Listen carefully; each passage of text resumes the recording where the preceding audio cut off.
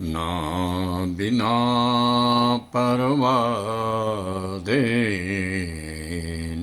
रमते दुर्जनो जनः काकः सर्वरसान् भुङ्क्ते विना मध्यं न तृप्यति। Again. ना बिना परवादेन रमते दुर्जनो जनः काकः सर्वरसान्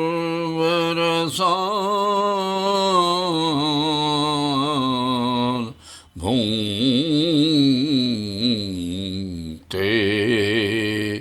विना मध्यं न तृप्यति। न बिना परवादेन रमते दुर्जनो जनः काकः सर्वरसान्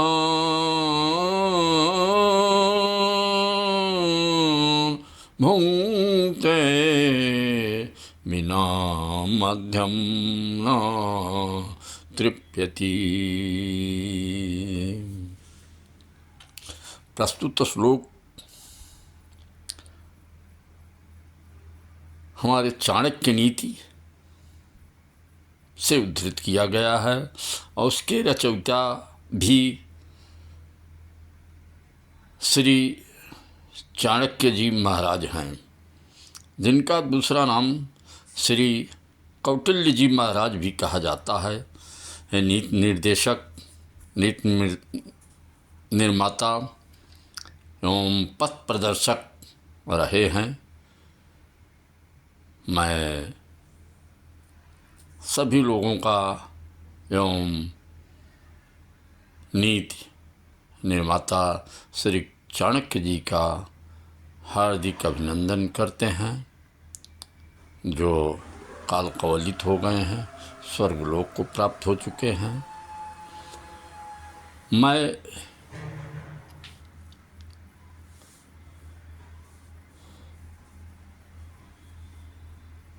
ये जो श्लोक प्रस्तुत करने जा रहा हूँ, ये दुष्ट व्यक्ति की और कौवे की, दुष्ट व्यक्ति की तुलना कौवे से की गई है।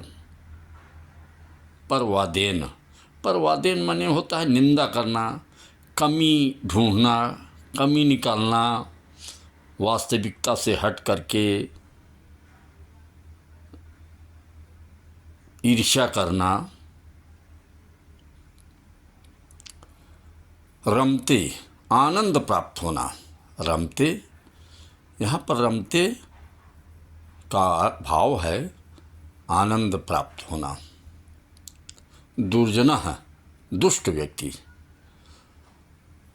तो इसके भावार्थ हैं कि दुष्ट व्यक्ति जो यत्र तत्र पाए जाते हैं, हर जगह हर स्थान पर, उन्हें बिना किसी दूसरे व्यक्ति का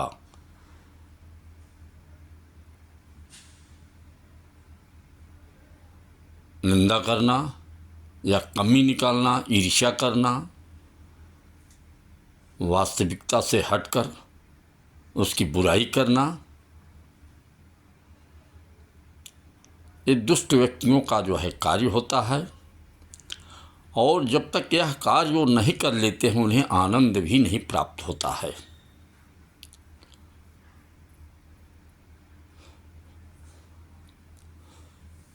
दुष्ट व्यक्ति को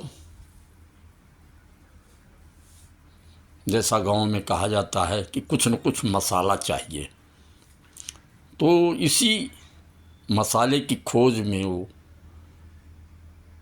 लगा रहता है और थोड़ा बहुत बढ़ चढ़ करके बताता भी है। ये इसका स्वभाव एक कौवे की तरह होता है। कौवा भी इसी स्वभाव का होता है, जो मीठे रसों का जो है रसास्वादन करता है, मीठे फल खाता है। इसके बावजूद उसकी तृप्ति नहीं होती है, यानी वो संतुष्ट नहीं होता है, क्योंकि उससे तो आदत है मानवविष्ठा खाने की। वो मानवविष्ठा जब तक खा नहीं लेता है तब तक उसे आनंद ही नहीं प्राप्त होता है। तो सेम कौवा और दुष्ट व्यक्ति का स्वभाव एक ही है, एक ही समान है।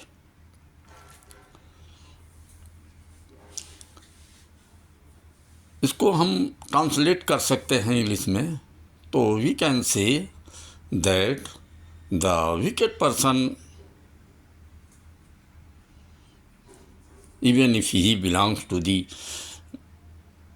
civilized society, mannered society, but he gets nothing pleasure.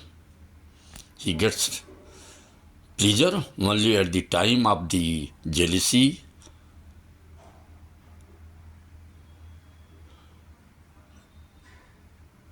doing criticize the other persons. The same nature of the crow is who eats the sweet fruit, juices, etc., but he gets nothing satisfaction. He gets the satisfaction when he eats the human filth. My means to say that the wicked person, even if he belongs to the mannered society, mannered persons, but it's nothing precious for him. He gets nothing pleasure. Why? It is his jealous nature. Now we end the श्लोक and रात्रि का मैं विश्राम लेता हूँ। शुभ रात्रि।